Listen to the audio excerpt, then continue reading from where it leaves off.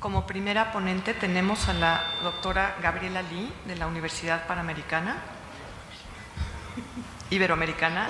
Es doctora en urbanismo por la Universidad Nacional Autónoma de México, maestra en conservación del patrimonio y centros históricos por la Universidad Católica de Lovaina y arquitecta por la Universidad Iberoamericana de la Ciudad de México, institución en la que coordina el programa de maestría en proyectos para el desarrollo urbano.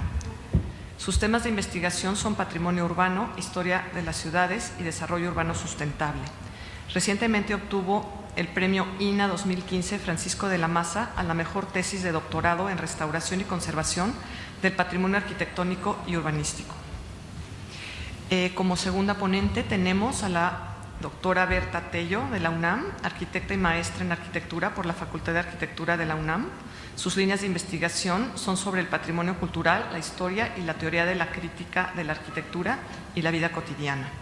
Ha escrito diversos libros como Santa María la Ribera o Arquitectura del Porfiriato. Como tercer ponente tenemos al doctor en arquitectura Humberto González Ortiz, por la Politécnica de Barcelona, doctor en arquitectura, especialista en la obra del arquitecto mexicano Carlos González Lobo y la arquitectura moderna latinoamericana. Realizó actividades de docencia en el taller José Revueltas en la Facultad de Arquitectura de la UNAM en 1996. Durante los últimos 15 años ha participado en diferentes congresos, seminarios y dictado conferencias de arquitectura en Venezuela, México y España, y ha publicado artículos de arquitectura en revistas científicas y especializadas en México: Revista Ciencia Ergo Sum, Revista Legado, Revista Bitácora, Revista Academia, Obras Web, en Estados Unidos, A+C Moderna, y Brasil, Revista Virtual Vitruvius. Especializado en responsabilidad social corporativa relacionada con una manera de recomenzar un nuevo pensamiento y manera de hacer en arquitectura. Actualmente ejerce como investigador, crítico de arquitectura y consultor de manera independiente. AG Local Repensar, la arquitectura de lo global a lo local. Gracias. Muchas gracias, Paula. Buenos días. Pues agradezco primero que nada a la PAOT y a Fundarc, a la arquitecta María Bustamante, por la invitación para presentar el día de hoy. El trabajo que les voy a presentar hoy deriva de mi tesis del doctorado. Me he interesado desde hace mucho por trabajar el tema de patrimonio urbano y su relación con el desarrollo urbano, el desarrollo de la ciudad. Entonces lo llamé una aproximación integral a la definición y conservación del patrimonio urbano. Y este es brevemente el orden en el de los temas que voy a abordar: las definiciones y contexto del patrimonio urbano, cuáles son las áreas urbanas de valor patrimonial en el Distrito Federal, ejemplificado con un caso de estudio que son 3 pueblos del norte del Distrito Federal. Las fotografías que van a ver ustedes en estas láminas son de esas poblaciones, son Cuautepec, Ticomán y Santa Isabel Tola, en la delegación Gustavo Amadero. Y finalmente una propuesta ampliada de la definición de patrimonio urbano. Entonces aquí ven una imagen de Cuautepec, de la Sierra de Guadalupe, de 1936, que realmente pues era una población rodeada de terrenos de cultivo al pie de la Sierra de Guadalupe. Entonces la idea de patrimonio ha ido evolucionando de un concepto estático en el que se le valora como un acervo cultural que tiene valor por sí mismo, a un concepto dinámico que es producto de una construcción social y simbólica. Entonces hoy el estudio del patrimonio se aborda de manera interdisciplinar. Las diferentes categorías de patrimonio en México pues están a cargo de distintas instancias. El patrimonio cultural, como lo define la UNESCO, ¿no?, lo que tenemos derecho a heredar de nuestros antecesores y obligación de conservar para las generaciones futuras, está bajo la tutela del sector educativo, es decir, aplican políticas culturales en los 3 niveles de gobierno en México. El patrimonio arquitectónico, que en México se divide en 3 grandes rubros: el arqueológico, el histórico y el artístico, está a cargo de 2 instituciones, el INA. Tiene un acervo muy amplio y los monumentos están protegidos por ley a partir de su fecha de edificación. Los monumentos artísticos, en cambio, están bajo el resguardo del Instituto Nacional de Bellas Artes y de distintas instancias estatales y municipales.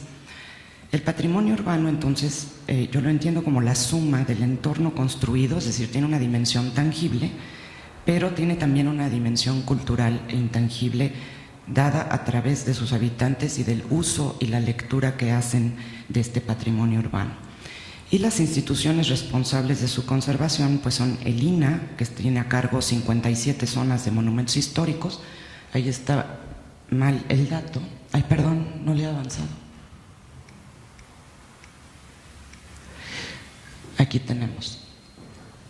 El INAH tiene a su cargo 57 zonas, son ya, y está equivocado el dato, de monumentos históricos, y también existen a nivel estatal y municipal declaratorias de protección para centros históricos, poblados típicos o rutas y paisajes culturales. Entonces, ¿qué implica esto para la protección del patrimonio? Bueno, pues el patrimonio arqueológico está protegido legalmente en su totalidad. El arquitectónico solamente si es anterior a 1900, porque hay un reducido número de obras y conjuntos del siglo XX que están declarados como monumentos artísticos. Si solo están catalogados, pues no gozan del mismo nivel de protección legal. Y para el patrimonio urbano no existen criterios claros ni homogéneos de catalogación. Hay una falta de claridad en el registro de zonas y se duplican las funciones de muchas instancias a cargo de su protección. Por lo tanto, hay una serie de conflictos e incompatibilidad entre objetivos de programas y proyectos de desarrollo urbano y los planes para la conservación de áreas de valor patrimonial. Los criterios de valoración para el patrimonio urbano han sido históricamente estéticos e históricos, y poco se ha considerado cómo se percibe y se usa ese patrimonio. La normatividad, a mi parecer, para la protección del patrimonio urbano es restrictiva sobre todo y no proactiva, y propicia que se perciba este patrimonio como un obstáculo y no como una oportunidad. Las imágenes, como les decía, son de la zona de la Sierra de Guadalupe. Estos encuadros de José María Velasco son vistas desde el Cerro de Santa Isabel. Entonces, esta idea de incorporar la visión cultural, digamos, en la apreciación del patrimonio urbano, se establece en dos documentos del año 2011. Una es la Recomendación para el Paisaje Urbano Histórico de la UNESCO, y la otra, la Declaración de París sobre el patrimonio como un motor para el desarrollo. Estos dos documentos plantean que la integración, se debe integrar el patrimonio en los instrumentos de planeación y desarrollo sustentable. Aquí ven en la parte inferior, bueno, se ve oscurísimo, perdón, pero es una foto también de Cuautepec que contrasta con la primera imagen que les mostré. Entonces, algunas de las preguntas que guiaron este trabajo son ¿cómo podemos definir el patrimonio urbano para integrarlo en la construcción futura de las ciudades? ¿Cómo podemos determinar qué conviene conservar y para qué? Y si resulta importante y significativo este patrimonio urbano para las comunidades que los habitan. Entonces, es decir, ¿en qué medida el patrimonio oficial, el patrimonio urbano declarado oficialmente, resulta significativo en la vida cotidiana y la percepción del entorno espacial y social de sus habitantes? Entonces, el trabajo que hice es una propuesta para estudiar el patrimonio urbano que se articula en dos ejes. Uno es estudiar la historia urbana y la morfología de las zonas que tienen características patrimoniales, y el segundo eje es una percepción espacial y cultural. Entonces, ¿qué patrimonio urbano tenemos en el Distrito Federal? Bueno, pues ahí ven ustedes representadas en rojo una serie de manchitas, ¿no? Lo primero son los bienes inscritos como Patrimonio Mundial por la UNESCO. Son 3 zonas en el Distrito Federal: el perímetro A del Centro Histórico, Xochimilco y Ciudad Universitaria. Después tenemos las zonas de monumentos históricos que están a cargo del INAH, que son 6 en el Distrito Federal. El patrimonio cultural urbano del Distrito Federal, que está a cargo de la Secretaría de Cultura del Gobierno del Distrito Federal, que determina como 3 grandes categorías, que son las zonas de patrimonio urbanístico y arquitectónico, los espacios abiertos monumentales y los monumentos urbanísticos. Y por último, las áreas de conservación patrimonial, que están a cargo de la Dirección de Patrimonio Cultural Urbano de la SEDUBI. En el 2010, estas sumaban 162 áreas que están consignadas en los programas parciales y delegacionales de desarrollo urbano. Ustedes pueden ver aquí en rojo estas últimas áreas de conservación patrimonial, que suman 162, y en negro los perímetros de las zonas de monumentos históricos que determina el INAH. Entonces, para empezar, podemos ver que hay poca coincidencia, ¿no? Solo 2 perímetros coinciden en su totalidad, que son San Ángel y Coyoacán. Entonces, tratando de desmenuzar qué es este gran universo, hice algunas propuestas de categorización para analizar estas 162 áreas. La primera es una clasificación cronológica. Los colores corresponden a diferentes etapas, desde sitios arqueológicos que nunca fueron urbanizados posteriormente. Los asentamientos coloniales, son 132, son los rojos, la gran mayoría de ellos fundados sobre poblaciones prehispánicas preexistentes, y urbanizaciones del siglo XIX, del siglo XX y áreas verdes. Esto lo podemos subdividir también en las áreas de conservación patrimonial que se encuentran en suelo urbano o en suelo de conservación. A eso corresponde la distinción de colores rojos y naranjas, y podemos ver que en la parte sur, no alcanzo atrás de Paula, en la parte sur, perdón, están los que se consideran en áreas rurales. Un análisis morfológico que se refiere al grado de cohesión o de unidad morfológica que tienen estas zonas nos hace percibir que solo hay algunas en las zonas centrales que tienen un mayor grado de unidad en su forma, y que a medida que uno se aleja hacia la periferia del Distrito Federal, estos conjuntos están cada vez más desmembrados y tienen menor grado de unidad. Un análisis en cuanto a su estado de conservación y el grado de protección que presentan también nos hace ver que hay diferencias. Hay zonas que tienen instrumentos y hasta programas parciales y muchísimos mayores recursos para la conservación de su patrimonio, y en general las áreas que quedan en la periferia de la ciudad no gozan de las mismas condiciones. Y finalmente, un análisis funcional que tiene que ver con las centralidades, la función de centralidad de cada una de estas áreas, y podemos ver que destacan nuevamente las que aparecen en un color más oscuro, que son pues el centro de la ciudad, la Villa, Azcapotzalco, San Ángel, Coyoacán, etcétera, y a medida que uno se aleja, bueno, pues tienen una función de centros de barrio o de centros muy locales. Entonces, esto permite afirmar que existe una jerarquización espacial y socioeconómica en la valoración del patrimonio, aunque teóricamente ante la ley todos estos conjuntos deberían recibir el mismo grado de protección, pues no es así. Entonces, distingo 3 grandes áreas: los centros urbanos principales y el centro histórico. Los centros urbanos secundarios, uno de ellos podría ser Tacubaya, es decir, zonas que conservan monumentos importantes en un entorno bastante degradado y cuyo territorio ha sido fraccionado y cortado por vías rápidas. Y finalmente, los antiguos pueblos del Valle de México, que hoy forman parte de la mancha conurbada, que están en urbanizaciones periféricas en situación mucho más vulnerable. Entonces, a partir de esto escogí un caso de estudio de estos antiguos pueblos, que son pueblos con un pasado rural reciente, que fueron objeto de una urbanización acelerada y muy desordenada, y que están rodeados de colonias populares de ingresos medios y bajos, pero donde existe un gran arraigo de la población en un entorno muy deteriorado. Entonces, aquí pueden ver esos 3 grandes pueblos. Entonces, voy a pasar rápidamente sobre la primera parte del estudio, que tiene que ver con el estudio histórico y urbanístico, porque me interesa más explicarles la segunda parte. Entonces, estos 3 poblados dependieron históricamente de la Villa de Guadalupe. Aquí ven algunas imágenes pues, de la basílica y de los monumentos de los misterios en la calzada del mismo nombre. Y la primera parte del estudio es un análisis morfológico e histórico para ver cómo fue evolucionando el entorno natural y la urbanización de esta zona, cómo se transformó el paisaje y dónde se ubican estos elementos patrimoniales. Entonces, los 3 poblados que ven aquí, lo siento porque con la luz se ve muy oscuro, pero son fotos aéreas de cada uno de los 3 poblados y algunos de los elementos patrimoniales que contienen.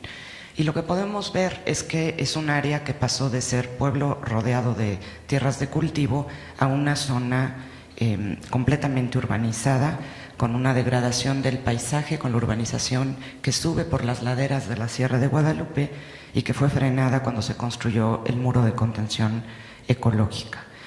Algunos planos históricos que muestran la evolución de cómo creció esta zona a medida que se desecaron los lagos del Valle de México. Y el patrimonio que contiene consiste en 11 áreas de conservación patrimonial y 2 ejes patrimoniales. El primero conformado por el conjunto de las calzadas de Guadalupe y los Misterios, y el segundo por el acueducto de Guadalupe, que es el único de los 3 grandes acueductos que existieron en el Valle de México que todavía subsiste. Al centro de cada una de estas áreas de conservación patrimonial pues hay una serie de monumentos históricos, fundamentalmente las iglesias que están en el centro de cada poblado con su atrio y cementerio, y el acueducto de Guadalupe. En materia de imagen y estructura urbana, pues podemos ver que es un territorio sumamente fragmentado, con una conectividad discontinua, una serie de grandes barreras que son formadas por la topografía, por las vías rápidas, por el muro de contención de las áreas naturales protegidas, por el propio acueducto, por el río de Guadalupe. Entonces ya no se leen con claridad ni el sistema de caminos que unían a estos pueblos, y se acusa una gran falta, una gran escasez de espacios públicos como centros de convivencia. Había también aquí algunos datos de aspectos socioeconómicos, es decir, que es una población con ingresos bajos, medios bajos, en un territorio de difícil acceso por la propia topografía. Entonces, esta parte del estudio histórico y urbano se plasmó en esta serie de planos que reseñan lo que hasta este momento les he comentado, que reseñan la evolución histórica, la ubicación de las áreas de conservación patrimonial, la estructura urbana con los grandes equipamientos y las barreras. Los equipamientos son los azules, las barreras son todas estas líneas que son vialidades, vías del tren, acueductos, etcétera. 2 planos que hablan de la imagen urbana, y aquí aparecen los antiguos fundos legales de los pueblos, la delimitación de los barrios y colonias, todas las barreras y finalmente la ubicación de los grandes equipamientos metropolitanos que hay en la zona. Entonces, en conclusión, es una zona con una urbanización muy desordenada, con un paisaje sumamente deteriorado en cuanto al entorno natural, pero también una pérdida del paisaje como referencia e identidad. Los monumentos religiosos están bien conservados, pero en un entorno muy deteriorado, y se acusa una gran fragmentación territorial, falta de espacios públicos y falta de oportunidades para la población. Entonces, la segunda parte del estudio tiene que ver, era para responder esta pregunta de si ese patrimonio realmente le interesa a la gente que vive en esas zonas. A partir de una serie de entrevistas y de encuestas y de un trabajo de campo bastante exhaustivo, la conclusión fue que sí, que sigue siendo importante, que es un elemento primordial para la identidad de estas comunidades, pero que existen muchos otros componentes que cumplen una función similar y que se mencionan reiteradamente. Entonces se perfila una construcción espacial territorial por un lado y social e identitaria de los pueblos a nivel individual y colectivo. Entonces el trabajo fue un poco tratar de identificar cuáles son los elementos tangibles de nuestro entorno con los cuales se relaciona la identidad de estas poblaciones. Como les decía, se hicieron una serie de encuestas y de entrevistas en temas de territorio, paisaje, referencias, historia local, fiestas y tradiciones y del origen de los pobladores. Esto se plasmó en una serie de mapas mentales como los que ven aquí, son dibujos que las personas hicieron de su entorno, y luego yo traté de ver si ahí aparecían representados los monumentos que hay en la zona, cuáles eran las referencias importantes para la población para poder ubicarse en el pueblo, y cuáles eran los puntos de encuentro social. Hay toda una serie de planos de cada una de estas poblaciones. Aquí simplemente les puse unos ejemplos de Cuautepec, estos son de Ticomán, donde se acusan estas grandes barreras que corren oriente-poniente y que dividen el territorio de lo que fue originalmente el fondo del pueblo. Entonces aquí volvían a salir algunas cosas que ya habían aparecido en el primer análisis histórico y urbano, que es que sí son importantes los elementos patrimoniales, que hay una relación entre la estructura urbana y la cohesión social. A mayor fragmentación espacial, menor cohesión social y menor cantidad de espacios públicos. Que el espacio, el entorno natural sigue siendo muy importante para la población, y viene una lista de las categorías de sitios que ellos mencionan en las encuestas, ¿no? Las parroquias, los monumentos, espacios públicos, pero también los nodos de los sistemas de transporte y vialidades y los grandes equipamientos deportivos y educativos. El siguiente paso fue proponer una serie de indicadores para dar una definición más amplia de patrimonio urbano. Estos fueron socializados con la población, con las personas que había yo entrevistado, y se definieron así. Los indicadores son la historia, es decir, los lugares donde ellos sienten que la historia está presente, las referencias espaciales, la naturaleza, los sitios que están asociados a sus recuerdos y que los distinguen de otros pueblos, eso lo llamé identidad. Las tradiciones son los espacios donde se celebran las fiestas y tradiciones, y comunidad son los lugares donde se reúnen las personas. Y a partir de ahí le solicité a cada entrevistado que hiciera un pequeño plano donde indicara dónde para él estaban cada uno de estos 6 indicadores. Entonces hay una serie como de 6 planos por cada entrevistado, por cada pueblo, y de eso se hicieron una serie de planos síntesis, que son estos que aparecen aquí, donde lo que aparece con un color más oscuro quiere decir que un mayor número de personas lo mencionaron. Entonces, evidentemente están en color más oscuro las iglesias y, digamos, el territorio original de cada poblado, y en colores más claritos, por ejemplo, en el caso de la historia, pues otras colonias, el acueducto que no todo el mundo mencionó, etcétera. Y lo mismo para cada uno de los planos. Entonces, en estas son las referencias espaciales, son los lugares que les permiten orientarse.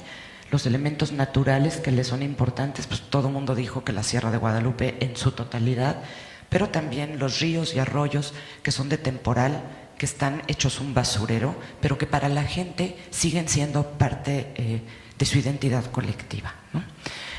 Aquí están los demás, el de la identidad.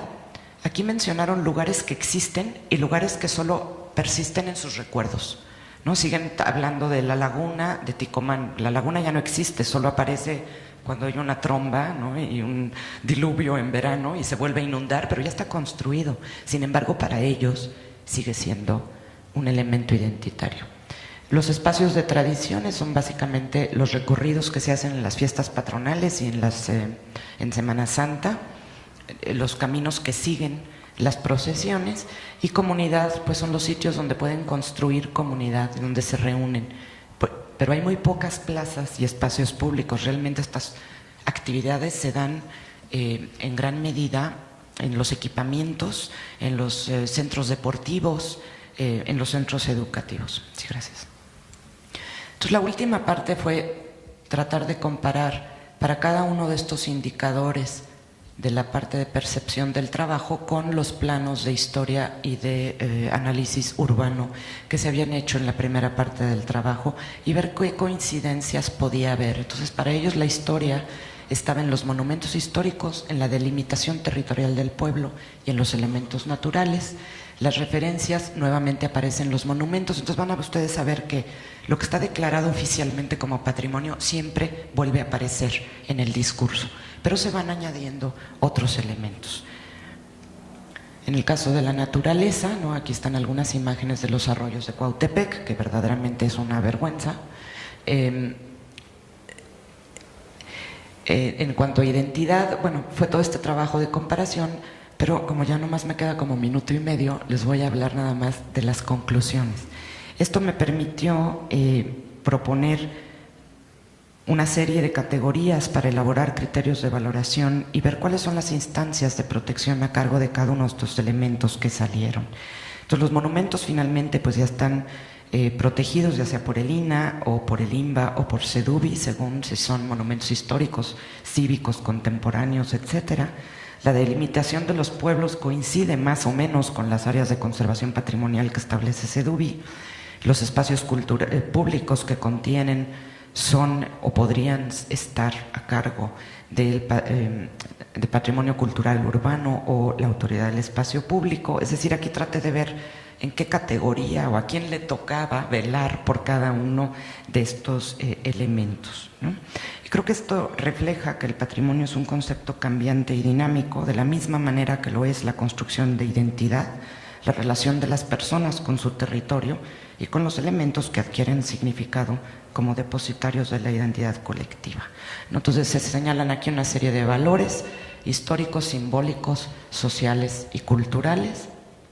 Estas son las categorías que yo proponía como componentes del patrimonio urbano que recogen muchas de estas inquietudes, incluyen elementos del paisaje, elementos ambientales, culturales y de planeación urbana, y que permiten definir un concepto ampliado de patrimonio urbano, donde me parece que se requiere de una visión compartida entre autoridades y sociedad respecto a la importancia del patrimonio urbano, y que es necesario entender el patrimonio como un eje fundamental del desarrollo urbano. Es una oportunidad para lograr una ciudad sustentable, habitable, equitativa y diversa, que al mismo tiempo puede ser una ciudad compacta. Muchas gracias. A continuación tenemos a la doctora Berta Tello. Buenos días. Quiero agradecer por la invitación a este foro de diagnóstico y valoración del patrimonio, y en particular a María Bustamante que me invitó, porque es una persona que yo respeto mucho por el trabajo que hace. Me parece que una de las premisas de Fundarc, de dar a conocer el patrimonio, difundir el patrimonio arquitectónico y urbano, es realmente importante para poder llegar a la siguiente premisa de crear la conciencia ciudadana, porque efectivamente la ciudadanía tiene mucho que ver en el rescate del patrimonio, y lo que no se conoce no se puede apreciar, no se puede defender, no se puede valorar. Es por esto que yo he decidido hablar este día del caso de Santa María la Ribera, que me permite dar a conocer este espacio patrimonial muy importante dentro de la Ciudad de México, y que a la vez tiene este devenir de espacio histórico, de momento de auge, de decadencia y de posibilidades de rescate. Entonces, a ver, con esto me voy para enfrente. No me voy. Ya, muy bien. Entonces voy a decir un poco antecedentes para ubicar, por si no tenemos muy vista, la colonia Santa María la Ribera. La Ciudad de México permaneció en su límite durante los 300 años de dominación colonial, y hay un momento de crecimiento de la ciudad que se da a partir de las leyes de reforma. Este cinturón en el que se había mantenido la ciudad durante estos años de pronto se rompe, y hay un crecimiento hacia el poniente de la ciudad, porque la calzada México-Tacuba era un rumbo conocido, ya que llevaba al pueblo de Tacuba. El poniente tenía los mejores aires, los mejores vientos, tenía buenas tierras, tenía agua. Entonces, de alguna manera era un aliciente de venga usted a vivir al mejor lugar de la ciudad. No hay que olvidar que la primera vez que se va a hacer una sociedad inmobiliaria para ofertar terrenos y a la vez para convencer a la gente de venga usted a vivir a otro lado, no es todos vivimos juntos donde estábamos, sino de pronto es venga usted a vivir. Lo que también es importante, aprovecho para recalcar, que entonces va a ser la primera vez que la población se va a segregar de acuerdo a su poder adquisitivo. En este momento, en donde hay una cierta oferta, la gente que puede llegar a ese lugar, que quiere llegar a ese lugar, y entonces es un primer momento en el que se va a dividir la población de acuerdo a su poder adquisitivo. Entonces, imagínense ustedes que todos estos terrenos, que eran ranchos, potreros, pasturas, de pronto le salen como signos de pesos con la ley de desamortización, y entonces pues se convierte en objeto de lucro y de pues hay que crecer hacia ese lugar. Entonces los hermanos Flores, que son quienes fraccionan este terreno en el rancho de Santa María de los Cuartos y La Teja, hacen una propuesta, importante decir, una propuesta de fraccionamiento.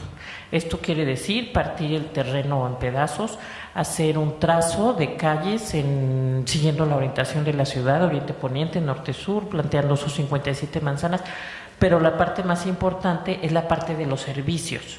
Decir que hay escuela, iglesia, casa para el párroco, parque, mercado, que son los servicios mínimos para la vida cotidiana, pensando en que la gente realmente se va a ir a vivir y va a participar de sus servicios, de su vida en común, y no va a tener que estar viajando a la ciudad. La colonia Santa María va a nacer, a aparecer en el plano, aquí aparece por primera vez en el plano de 1861. Las manchitas negras, que no se alcanzan a ver, son las primeras construcciones. Hay que decir que en los primeros años el crecimiento de la colonia fue bastante lento por estos desacuerdos entre el ayuntamiento y los fraccionadores, y quién pavimenta y quién hace el alcantarillado y el alumbrado, y entonces esas partes de la tensión urbana de alguna manera fueron retrasando un poco para que la colonia no fuera inmediatamente muy poblada. Todavía aquí, en el plano de 1866, vemos que se empieza a poblar en la parte, si se fijan, más cercana a la ribera de San Cosme y de alguna manera más cercana a la ciudad. Ahí fueron las primeras construcciones, ahí fue donde primero se hizo esta población.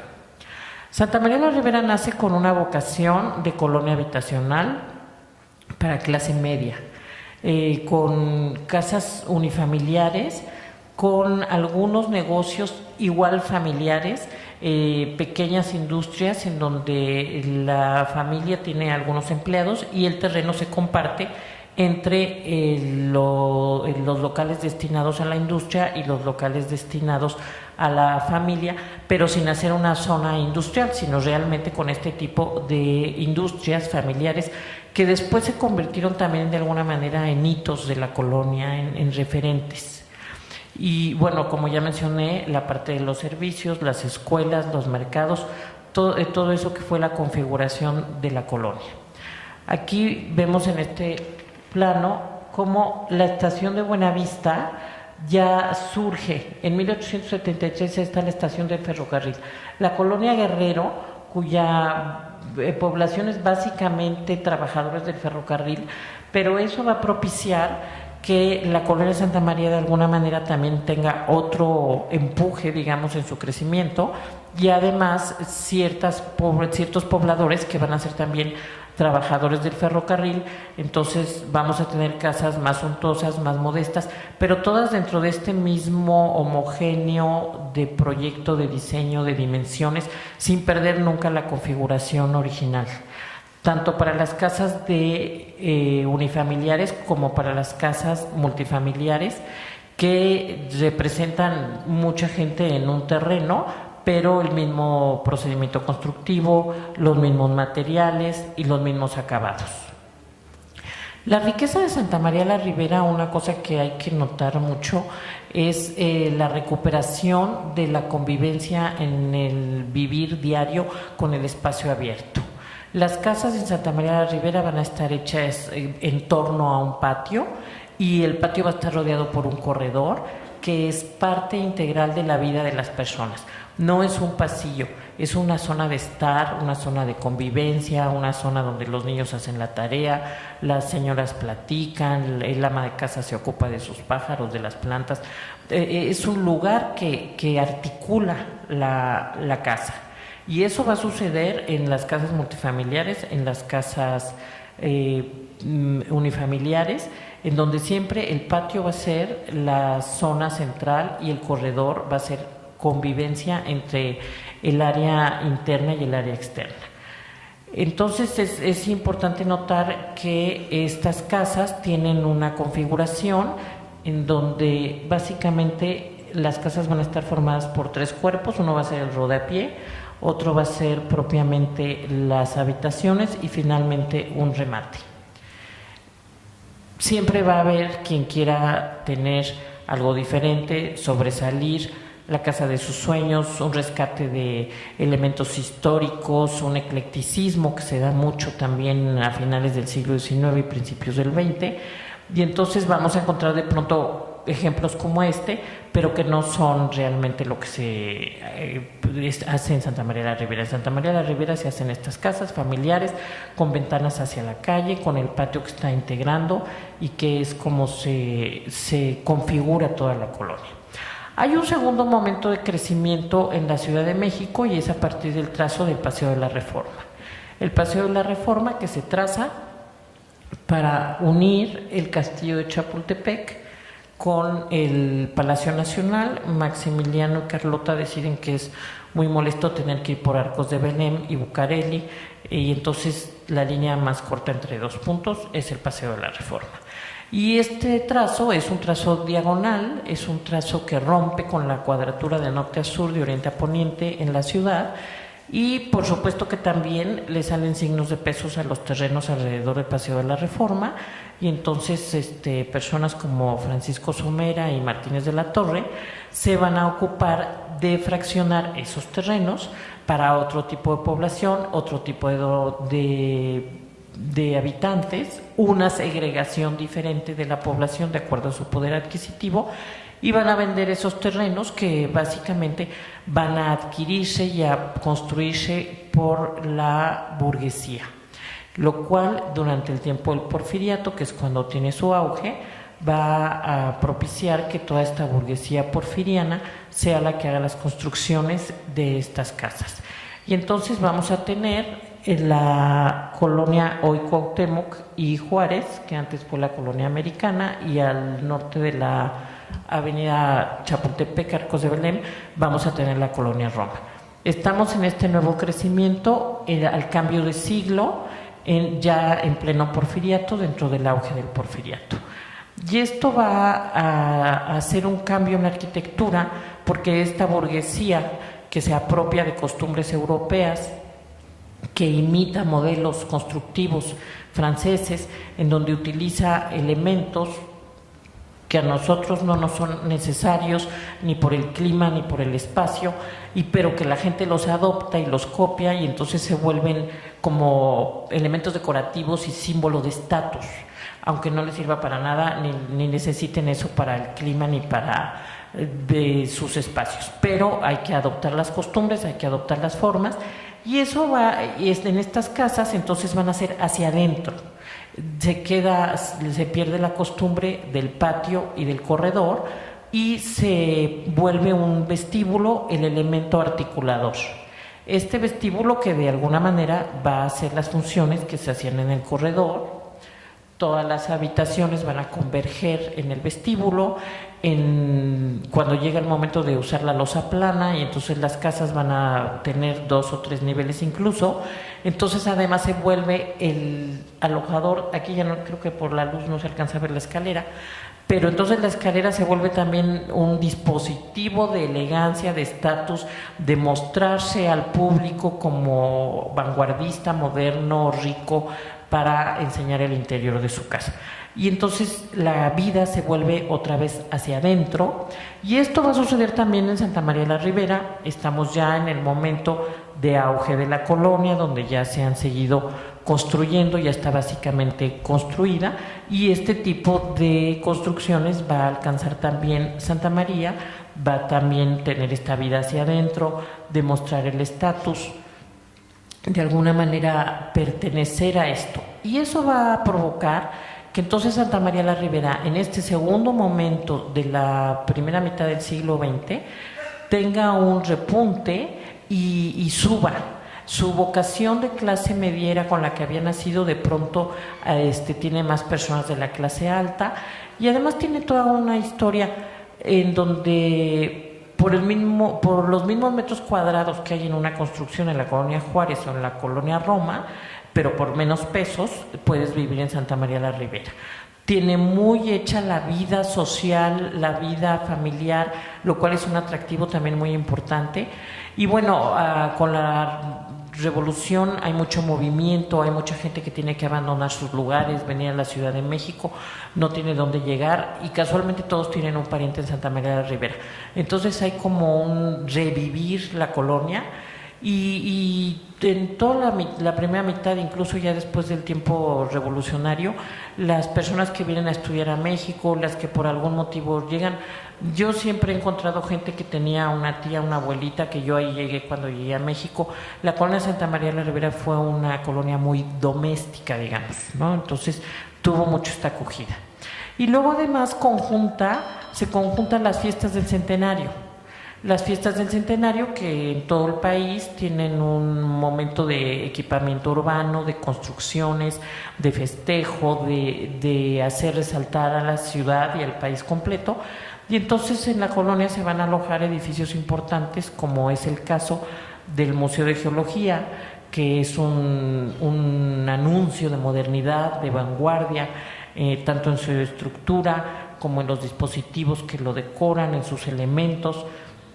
Y entonces ahí también se da un poco este realce, este plus, digamos, en la colonia Santa María, igual que con la llegada del pabellón de exposiciones, que en 1910 se utilizó para la exposición de la compañía japonesa y se conoció como pabellón japonés, y que después fue Museo de Geología y hoy conocemos como Museo del Chopo.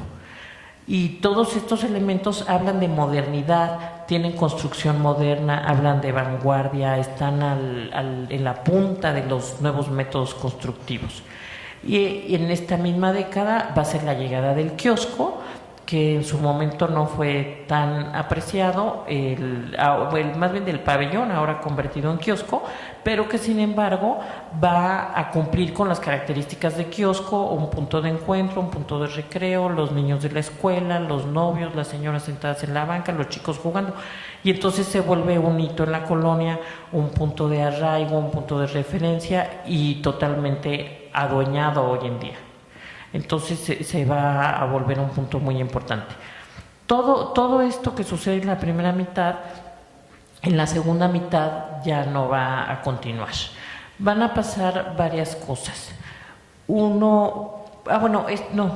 equivoqué. Primero vamos a tener ya en la segunda mitad este tipo de construcciones en donde hay una modernidad diferente a la de la colonia Santa María de la Ribera, pero una modernidad.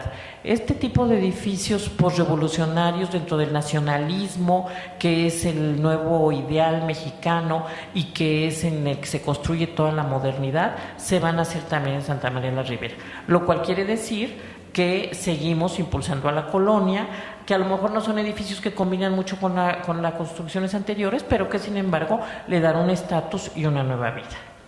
Lo que va a provocar la decadencia, de alguna manera, va a ser, en primer lugar, hay una ventaja-desventaja, que es el perímetro, que siempre ha estado rodeada por estas grandes avenidas: Insurgentes, Nonoalco, Circuito Interior y Ribera de San Cosme, que han mantenido la colonia dentro de sí misma. O sea, si tú cruzas del Valle a Narvarte, a lo mejor no sabes a qué horas cruzaste. Si entras a Santa María de la Ribera, sales de Santa María de la Ribera, te queda clarísimo que llegaste a Santa María de la Ribera.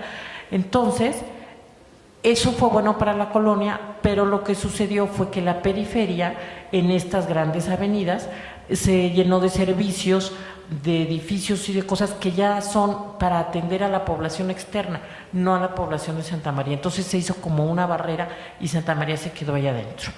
La siguiente tragedia fue el eje vial Norte 1, que partió la colonia. Lo acaba de mencionar Gabriela cuando dijo: mientras más se fracciona el espacio físico, más se fracciona la sociedad. Y entonces el eje 1 Norte Alzate partió la colonia Santa María de la Ribera, y no solo la partió físicamente, la partió socialmente: los buenos, los malos, los feos, los bonitos, disputas entre los colonos, toda esta vida social de alguna manera arraigada como en las pequeñas poblaciones de México, se vio partida porque toda la acera norte quedó rasurada, y entonces de pronto hasta un poco peligrosa, se vuelve un poco atractiva. Se han hecho algunos intentos como de recuperar en estos pequeños relingos que quedan ahí en el espacio público, pero la verdad es que fue una herida que ni siquiera puedo decir una cicatriz, yo creo que es una herida que sigue sangrando. Y en la última década, además, toda esta adecuación vial del Metrobús y los pasos a desnivel, pues han sido un motivo más que ha dejado a la colonia un poco allá olvidada.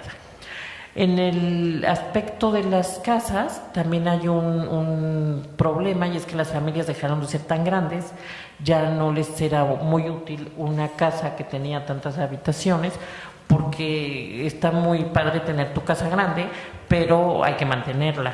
Y no se pueden mantener de pronto casas tan grandes, y entonces eso provoca el deterioro, las casas que están intestadas, las casas de las personas que necesitan de alguna manera hacer otro tipo de servicios, y entonces se adaptan para poner algún negocio, para poner un tipo, o aumentarles unos metros cuadrados para poder rentar y poder obtener algún ingreso extra, o simplemente el abandono, que muchas han caído en eso, porque también lo decía Gabriela, no es lo mismo estar catalogado que estar protegido, y ella misma lo mencionó y dijo, a veces que te consideren patrimonio te perjudica en vez de beneficiarte, y ese es el caso en muchas de las casas de Santa María la Ribera. Tienes un registro del INBA, lo cual quiere decir que no puedes tocar la casa, pero no hay un programa de fideicomisos, de échale una manita, de cosas así para que puedas sacar la casa adelante. Y entonces las personas se sientan a ver que la casa muera. La casa muere. ¿Vieron cómo la casa murió ahí? La casa murió, pero tiene su fachada protegida por el INBA, y entonces tampoco la pueden vender mucho, porque si compras una casa que no puedes remodelar, que no puedes de pronto hacerle un cambio de uso del suelo, pues no se vuelve un material rentable económicamente. Y entonces lo que sucede es que las casas, lo vi con mis propios ojos, las personas se sientan a esperar que la casa caiga y muera.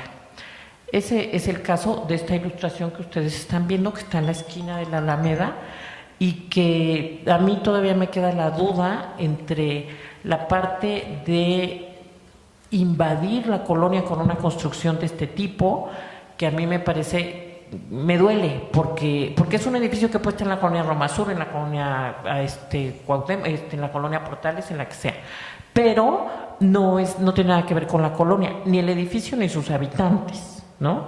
Entonces esa parte yo todavía no acabo de clasificar. Sin embargo, tenemos personas en acciones particulares que quieren recuperar su casa, que tienen arraigo, que han habitado ahí toda la vida, su familia, sus papás, sus abuelos, y que de alguna manera mantienen su casa en la medida de sus posibilidades, pero ahí está haciendo esta concientización ciudadana y privada de recuperar. Otra cosa ha sido los negocios que se han instalado en las casas. Tal vez no es lo más lindo, la tienen que adaptar a sus necesidades, pero de alguna manera la casa se está conservando, la casa sigue, y no solo sigue sin que la tiren, sino sigue apreciada, porque en muchos de estos negocios parte del atractivo, además de la comida o de lo que se venda, es que veas la casa.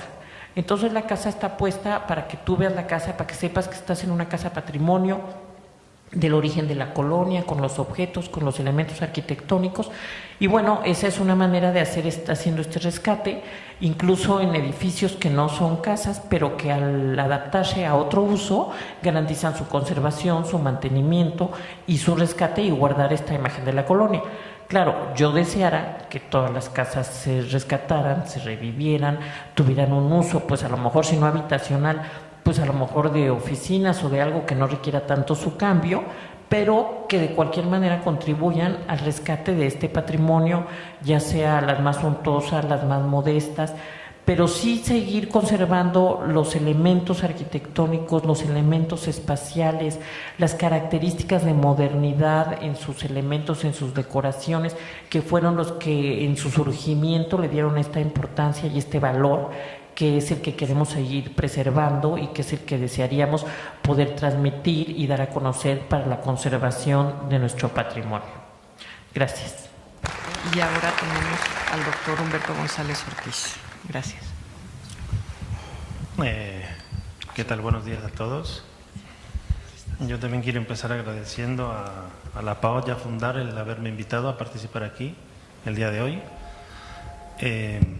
Y principalmente a María Bustamante, que llevamos tiempo de conocerla así como en la distancia desde Barcelona, y que el encuentro así físicamente ha sido bastante agradable y bastante fructífero. Así que, bueno, están buscando mi presentación.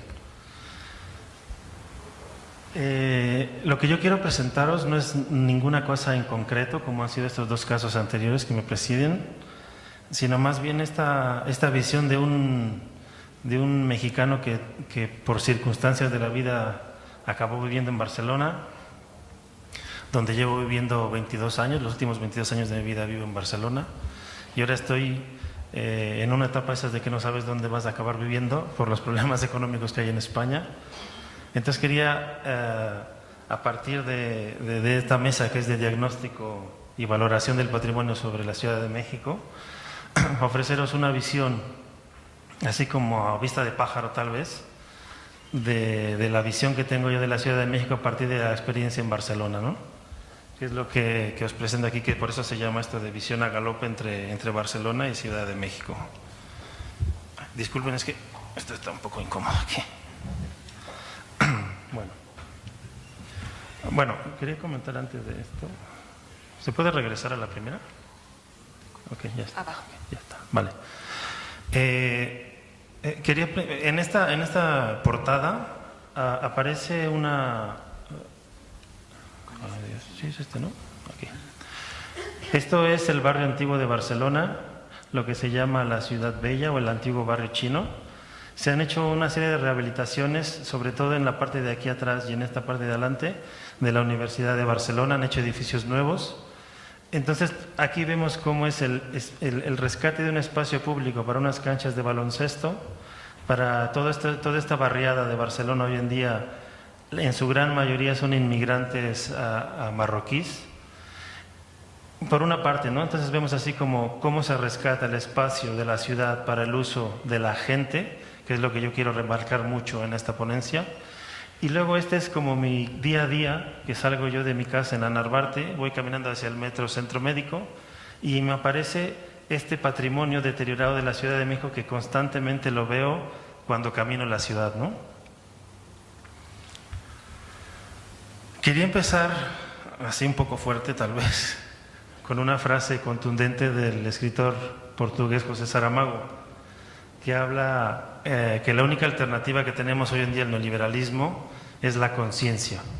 Y yo creo que en las dos primeras ponencias está como pululando en el ambiente esta cuestión de la conciencia de lo humano. Y yo quiero poner en relieve, toda mi ponencia va alrededor de las personas que finalmente son las que habitan lo que llamamos patrimonio. Y aquí volvemos a lo mismo, son dos imágenes que parecen iguales. Esta es de Barcelona, aquí vemos a este señor que se veían antiguamente gente viviendo en la calle.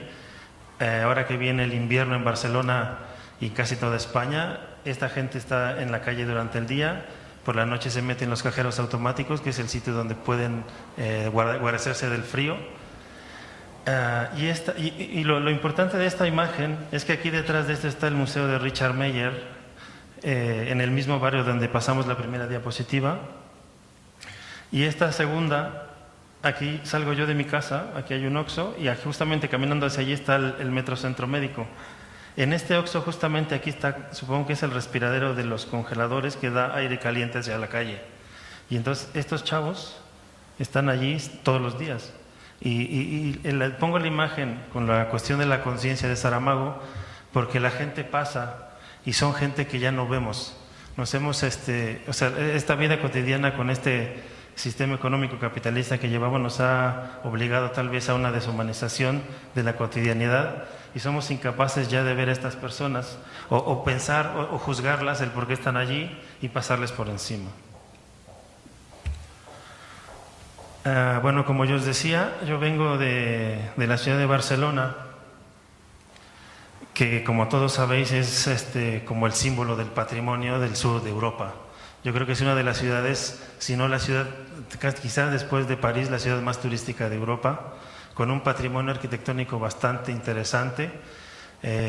Como todos saben, Antonio Gaudí nació en Reus, que es una población muy cercana a la ciudad de Barcelona, pero que la mayoría de su obra la hizo allí, como vemos aquí la Casa Batlló o la Pedrera, la Sagrada Familia. Y Barcelona es una ciudad que tiene como mucho amor por su patrimonio arquitectónico, lo respeta y lo promueve como una cosa importante de su ciudad y de sus ciudadanos. O sea, se lo han apropiado, que es algo de lo que hablaba ayer el doctor sobre Italia, ¿no? Esta cuestión de apropiarse del patrimonio. O sea, es tanto así que los suelos de la Pedrera, como todos sabemos, son muros curvos, en su interior no tiene esquinas rectas. Entonces Antonio Gaudí diseñó estos suelos en hexágono justamente para poder librar las esquinas redondeadas de la Pedrera, que hoy en día, si uno camina sobre el Paseo de Gracia de Barcelona, esta es la pavimentación que se va a encontrar, y el suelo original están en todos los suelos de la Pedrera de Barcelona. Es para abajo, ¿no? Con el de arriba. No, con el de abajo. Ahora. Las Olimpiadas de Barcelona en el año 1992 fueron como el hito de la transformación de la ciudad de Barcelona, que ayer lo comentaba el compañero de Colombia, que fue así como la referencia urbanística a partir de esa fecha hacia hoy, que ha sido como una referencia de cómo se debe crear una ciudad. Lo cierto es que en el año 1986 fue que se asignó los Juegos Olímpicos de la ciudad de Barcelona. España venía saliendo de una dictadura férrea de Franco, en el año 72 muere Franco. Entonces es como la oportunidad de transformar la ciudad. Lo importante o lo realmente relevante de esta transformación de Barcelona es que del 100% del capital que se designó del Comité Olímpico y de los gobiernos europeos y españoles para la transformación de la ciudad, solamente el 15% de ese presupuesto se utilizó en hacer nuevas instalaciones olímpicas. El resto de ese dinero se utilizó para transformar la ciudad de Barcelona, que como vemos aquí se crearon playas artificiales, que son las que ahora Barcelona realmente es una gran ciudad de playa. Antes no teníamos playa.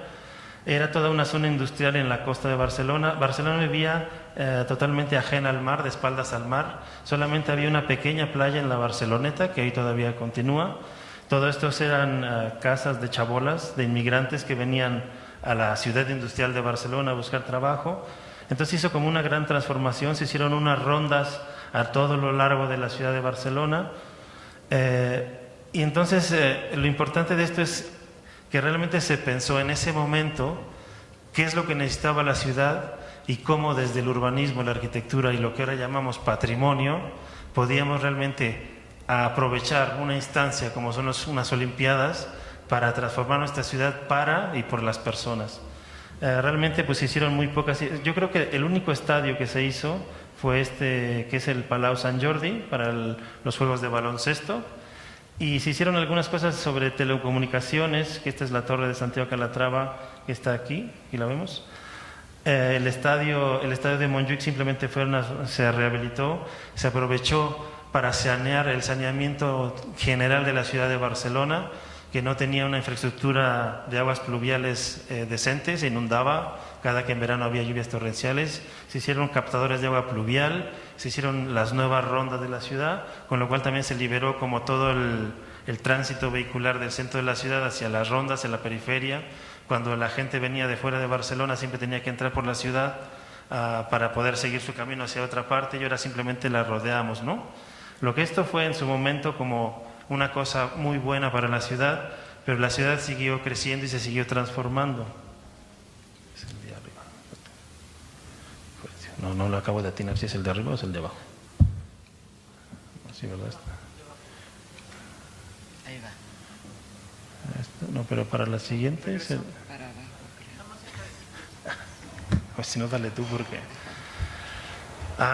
entonces la ciudad, entre el lapso de 1992 y los años 2000, que es lo que quiero hablar ahora, hubo como esta cosa que hemos ido hablando durante todos estos, el día de ayer y hoy, sobre cómo respetar el patrimonio, cómo hacer que el patrimonio sea parte de las personas. Hubo una campaña que empezó por el año 90, una cosa así, duró unos 10 o 15 años, que el Ayuntamiento de Barcelona promovía, que se llamaba Barcelona Posa't Guapa, que era Barcelona Ponte Hermosa, Ponte Guapa. Entonces había subvenciones para rehabilitar fachadas de casas, para poder poner ascensores en edificios antiguos donde ya había gente mayor que no podía subir las escaleras, con unas facilidades de pago realmente importantes, con lo cual realmente hubo una homogeneidad en lo que es el aspecto urbano de la ciudad de Barcelona, y la gente participaba activamente en el crecimiento de su ciudad, en cómo querían ser sus plazas, cómo querían ser sus escuelas, ¿no? Después vino, ya a partir del año 2000, el último crecimiento de la ciudad, que es lo que es la avenida Diagonal, que al final había el proyecto de que llegara hasta el mar.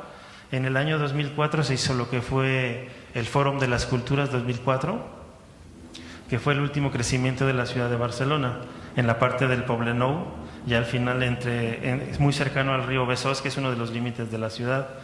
El problema vino que todo este movimiento de crecimiento de la ciudad que se necesitaba empezó a generar esta cuestión de especulación inmobiliaria.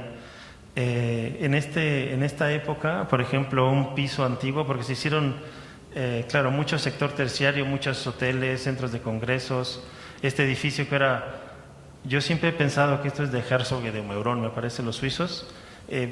Parece una discoteca aquí en Insurgentes, en el DF, es una cosa un poco rara este edificio, que hoy está prácticamente abandonado, Suiza para muy pocas cosas. Y empezamos a crear esta cuestión de la iconografía de los grandes arquitectos que venían y se hacían fotos con nuestro alcalde, este es el señor Joan Clos, que ahora no sé por qué está en Hábitat de las Naciones Unidas. Este señor lo que hizo fue cambiar esta cuestión como muy peatonal y muy cercana de la ciudad de Barcelona y mercantilizarla de tal manera que él vendía la ciudad como una marca. En esa época ya todo el mundo hablaba de la marca Barcelona, lo cual empezaba a encarecer la ciudad.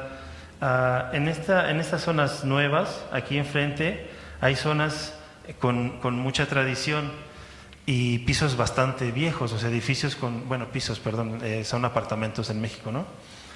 Que en el año 1999 por ahí te podía costar un piso de unos 85 metros cuadrados alrededor de, 80.000 euros, por ejemplo. Y nada más con la especulación que se empezó a hacer y la preventa de todos estos edificios, esa misma casa en un año ya valía 120.000 o 125.000 euros. Y acabó costando esa misma casa antigua y vieja, pues cerca de 180.000 o 200.000 euros.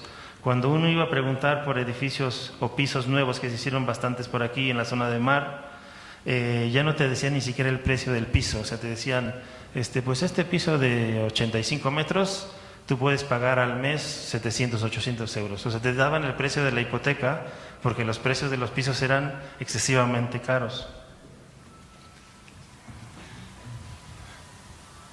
Es que no le atino, ¿eh? No, pasa la siguiente, por favor.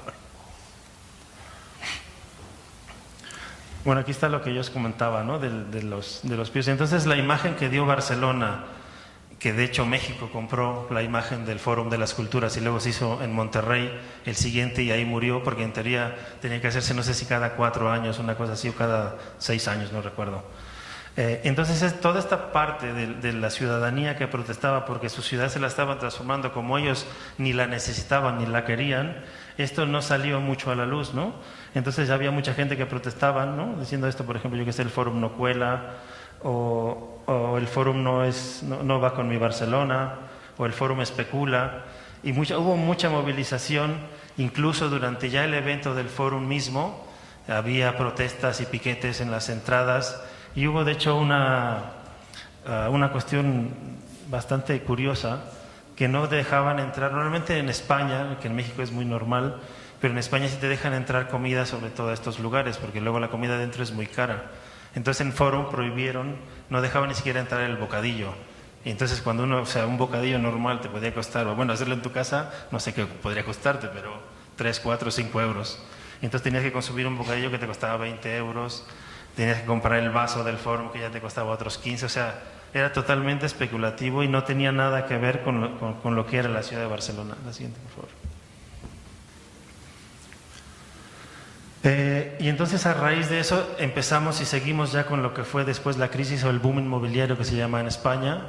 O sea, no solamente este crecimiento brutal inmobiliario no solamente se hizo en Barcelona, pero fue de las ciudades más afectadas de España, y hoy vivimos lo que se llama el boom inmobiliario, y entonces estamos viendo hoy miles y miles de familias en España que las están desahuciando de sus casas. Hay, por ejemplo, el grupo de arquitectos en España, hay una estadística que habla que el 50% de los arquitectos españoles está sin trabajo, pero no lo reconocen por ser el estatus de que tú eres arquitecto y cómo puedes decir que estás sin trabajo, ¿no? Hoy en día en la ciudad de Barcelona, del año 2008 que empezó la crisis para aquí, ha habido un crecimiento de la pobreza entre un 20 y un 25% de pobreza en la ciudad de Barcelona. Hay muchos arquitectos colegiados de Barcelona que tienen que ir a los comedores sociales porque no tienen dinero, son autónomos que no cobran el paro.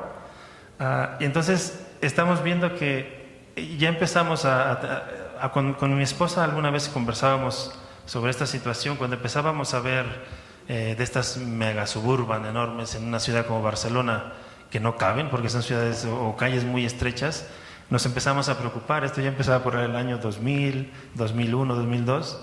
Entonces estábamos así como que regresando al futuro, como la película esta, ¿no? De Volver al Futuro, como que esta pobreza o esta crisis eterna de Latinoamérica empezaba a llegar a España y nadie la estaba previendo, nadie estaba viendo lo que podía suceder. Y lo que sucede ahora es pues esto, o sea, gente viviendo con casas de cartón en el edificio de Richard Meier. Enfrente vemos esta gente que está ahí indigente, vemos gente joven que está realmente protestando porque le están dejando sin futuro tanto a ellos como a sus hijos recién nacidos, ¿no? Y luego aparte vemos una constante llegada de inmigración del norte de África que todos los veranos inunda tanto la costa de Andalucía como la costa del sur de Italia o la costa de Francia. Sin embargo, también es digno decir que ahora en España se está moviendo mucho también la gente, que es una cosa que me interesa recalcar aquí. La ciudadanía está movilizándose y ahora tenemos gobiernos, podríamos decir populares, tal vez queda ya como la palabra un poco extraña, ¿no? Pero movimientos de ciudadanos que se han convertido en partidos políticos sin serlo. Y ahora tenemos en el Ayuntamiento de Barcelona, por ejemplo, aquí la señora Ada Colau, que es un nuevo gobierno, que esta señora era una luchadora social por los derechos de los desahuciados en toda España, ¿no? Tanto en Barcelona como en Madrid, en ciudades principales, está habiendo un movimiento de la gente rebelándose ante el sistema, ¿no? que se ha creado. Y entonces esto es así como el panorama que dejaba yo en Barcelona, y después de 22 años de estar fuera, me preocupa muchísimo. O sea, es una cuestión, no sé, en mi cerebro me cuesta como entenderla, ¿no? Este deterioro tan grande de lo que llamamos patrimonio, del patrimonio de la Ciudad de México, ¿no? Es la deshumanización que yo me encuentro en el Distrito Federal. Yo aquí no utilizo coche, voy en transporte público todos los días, con lo cual también ya es una cosa, o sea, meterse en el metro en horas, que no son ni horas pico, es hora normal cuando uno tiene que ir a trabajar, ¿no? Y luego ver, esta mañana al venir para aquí, me topé con dos señoras mayores.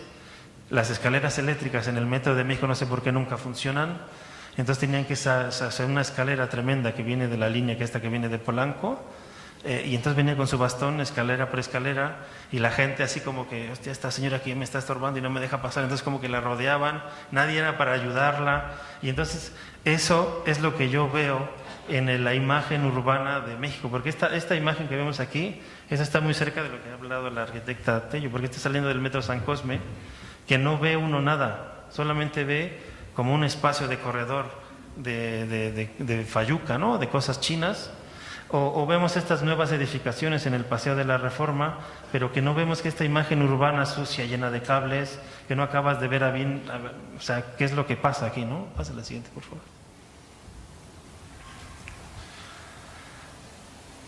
Y entonces por eso es mi intención de hoy es así como es normal que en México el patrimonio esté tan deteriorado y tan dejado de la mano de Dios, porque lo que vemos en la gente común y corriente caminando por la ciudad es exactamente lo mismo.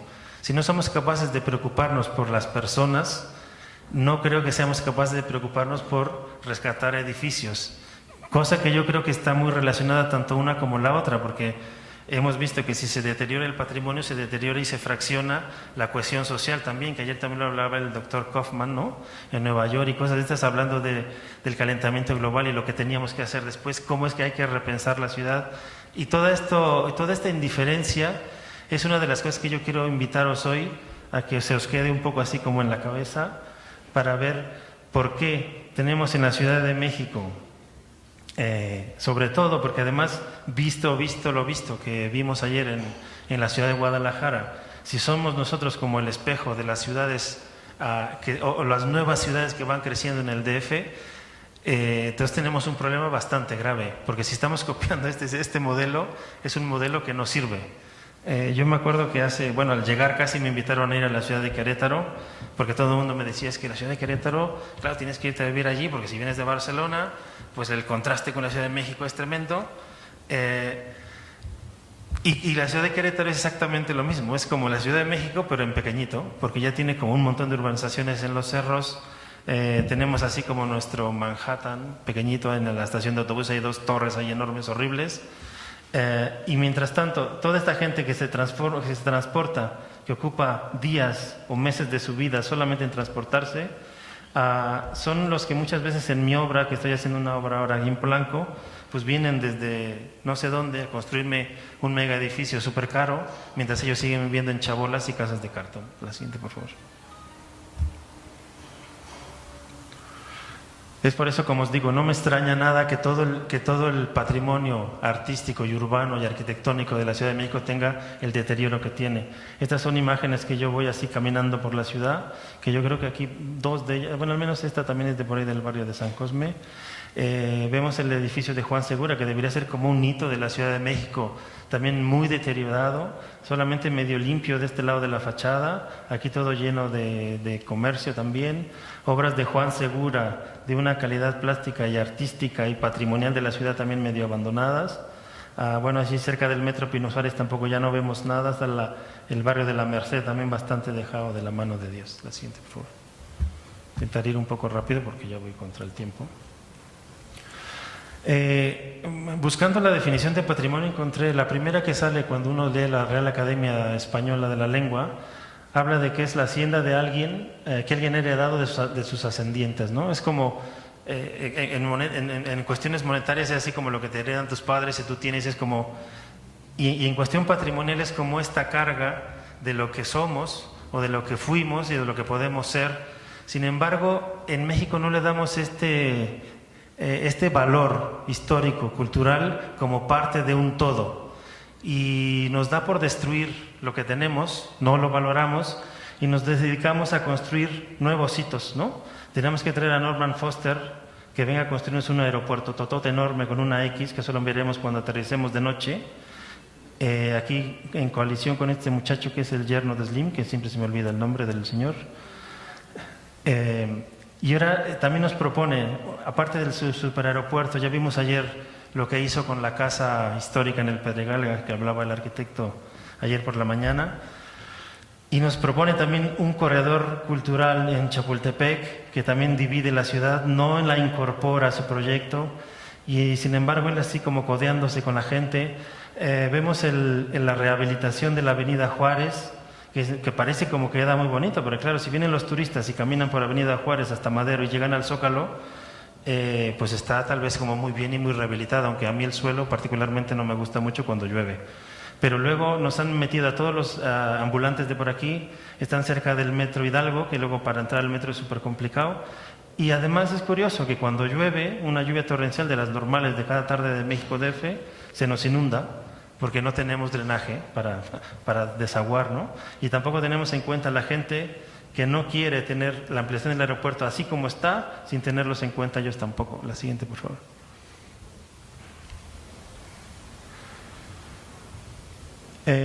Por eso yo lo que quiero invitaros aquí simplemente es a reflexionar a esto de, si no tenemos en cuenta las personas para valorar el patrimonio, entonces el patrimonio en sí mismo no tiene sentido. Es como tener un álbum de fotos con las fotos media rotas o solo media foto o la foto mojada porque le cayó el café. O sea, es como parte de ti mismo y si no tienes ese valor y ese amor hacia las personas que son las que habitan y las que crean y las que hacen ciudad día a día, entonces no tiene mucho sentido. Y para esto simplemente he traído fotos que no son de Ciudad de México, son fotos de la España de hoy, con más de 5 millones de parados en España, de una población laboralmente activa de unos 16 millones de habitantes, que es del paro más alto que hay en Europa hoy en día, creo que después de Grecia, gente viviendo en los bajopuentes, igual que en Ciudad de México, comedores, o sea, la gente que se junta en las escuelas primarias, que es la única comida al día caliente que tienen muchos niños de España hoy en día, y se juntan para regalar alimentos no perecederos, o la gente que está buscando en las basuras restos de comida para alimentarse. La siguiente, por favor. Por eso es que vuelvo a regresar con la misma imagen del principio y os hago esta pregunta, ¿no? ¿Cómo pretendemos salvar o restaurar objetos si hemos casi despreciado el hecho de salvar o respetar a los ciudadanos? La siguiente, por favor. Ya termino. Vuelvo de nuevo a la frase de José Saramago, y tal vez este discurso puede sonar como muy utópico, un poco loco, ¿no? Pero aquí dejo una frase de una definición que habla Eduardo Galeano acerca de la utopía, que la utopía lo que tiene de interesante es que te obliga a caminar hacia buscarla, y en sí mismo ese recorrido ya tú vas generando cambio, ¿no? Quería leeros rápidamente, si me permite la mesa, un pequeño texto que tiene que ver con esto que hemos hablado, que es una pequeña especie de poesía que se llama E Incluyente. Debería dedicarme a fundar una poesía posible que otorgue belleza, arcoíris, auroras, plenilunios, colibríes, a todos los excluidos, los del corralito, los sin casa, los deudores del FMI, los deudores de la Troika, los sin buena arquitectura, los sin trabajo, los sin sonrisa, las madres solteras, las asesinadas de Juárez, las patronas de Veracruz, los que solo dinero tienen, los olvidados de África, los refugiados de Siria, de Irak, de Guatemala, los damnificados de Haití, los migrantes del Raval de Barcelona, los que cruzan el desierto de Sonora, las niñas violadas, las madres payasas, los niños sin escuela, los peones de las obras, los albañiles de México que construyen palacios pero siguen habitando casas de cartón. A todos ellos dedico mis humildes esfuerzos de poeta que escribe, que sueña, que lucha, porque la poesía sirva de vínculo, ese que permita fundar otro mundo posible e incluyente. Entonces, la siguiente. Así que aquí os dejo este debate que yo creo que es una cosa que tendría que ser esencial y fundamental para entender tanto el patrimonio, para crear conciencia y para seguir buscando una nueva ciudad posible con una habitabilidad que sea digna para todos sus habitantes de las ciudades. Muchas gracias.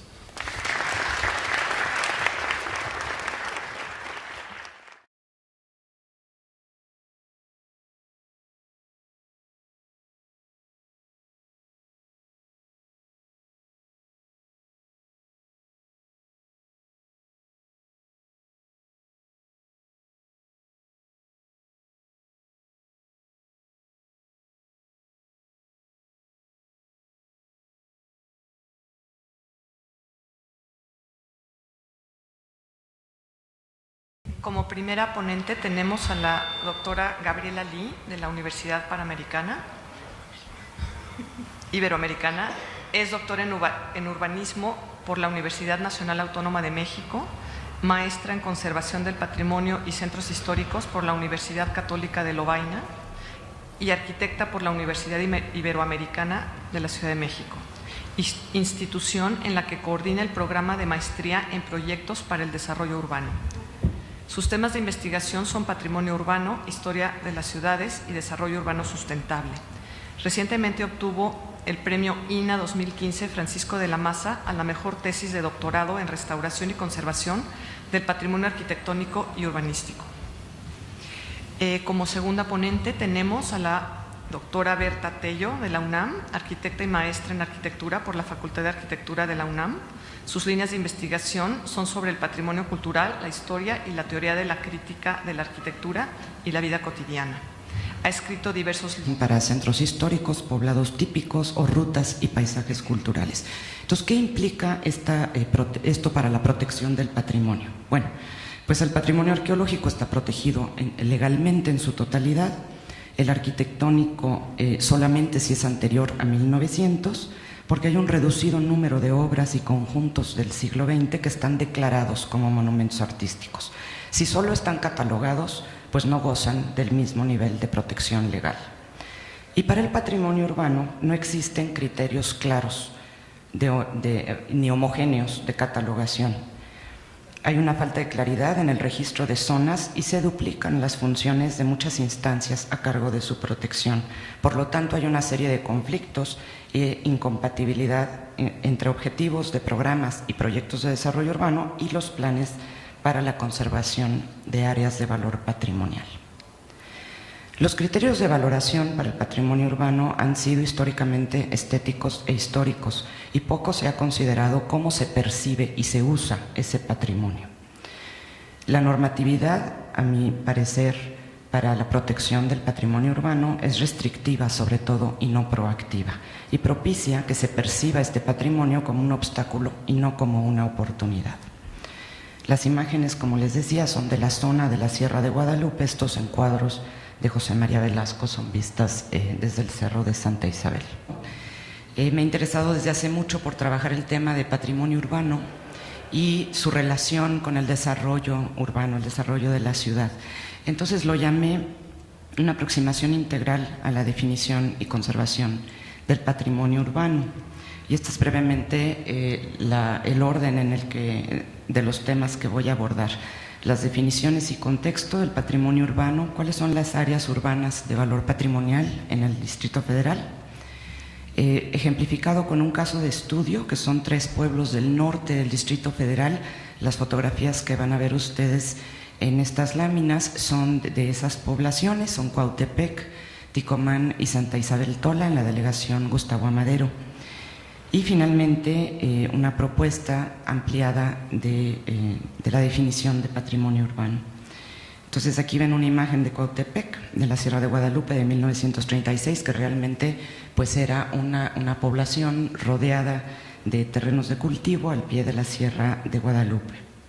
Entonces la idea de patrimonio ha ido evolucionando de un concepto estático en el que se le valora como un acervo cultural que tiene valor por sí mismo, a un concepto dinámico que es producto de una construcción social y simbólica. Entonces hoy el estudio del patrimonio se aborda de manera interdisciplinar. Las diferentes categorías de patrimonio en México pues están a cargo de distintas instancias. El patrimonio cultural. Libros como Santa María la Ribera o Arquitectura del Porfiriato. Como tercer ponente tenemos al doctor en arquitectura Humberto González Ortiz, por la Politécnica de Barcelona, doctor en arquitectura, especialista en la obra del arquitecto mexicano Carlos González Lobo y la arquitectura moderna latinoamericana. Realizó actividades de docencia en el taller José Revueltas en la Facultad de Arquitectura de la UNAM en 1996. Durante los últimos 15 años ha participado en diferentes congresos, seminarios y dictado conferencias de arquitectura en Venezuela, México y España, y ha publicado artículos de arquitectura en revistas científicas y especializadas en México: Revista Ciencia Ergo Sum, Revista Legado, Revista Bitácora, Revista Academia, Obras Web, en Estados Unidos, A+C Moderna, y Brasil, Revista Virtual Vitruvius. Especializado en responsabilidad social corporativa relacionada con una manera de recomenzar un nuevo pensamiento y manera de hacer en arquitectura. Actualmente ejerce como investigador, crítico de arquitectura y consultor de manera independiente. AG Local Repensar, la arquitectura de lo global a lo local. Gracias. Muchas gracias, Paula. Buenos días.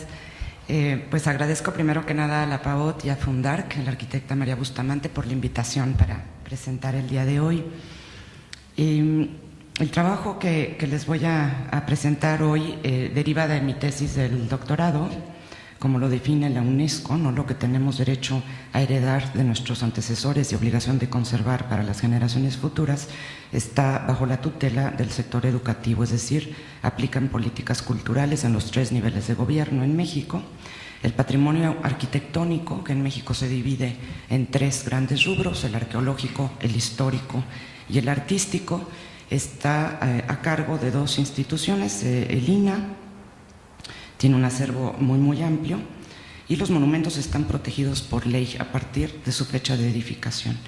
Los monumentos artísticos, en cambio, están bajo el resguardo del Instituto Nacional de Bellas Artes y de distintas instancias estatales y municipales. El patrimonio urbano, entonces, yo lo entiendo como la suma del entorno construido, es decir, tiene una dimensión tangible, pero tiene también una dimensión cultural e intangible dada a través de sus habitantes y del uso y la lectura que hacen de este patrimonio urbano. Y las instituciones responsables de su conservación pues son el INAH, que tiene a cargo 57 zonas de monumentos históricos. Ahí está mal el dato. Ay, perdón, no le he avanzado. Aquí tenemos. El INAH tiene a su cargo 57 zonas, son ya, y está equivocado el dato, de monumentos históricos, y también existen a nivel estatal y municipal declaratorias de protección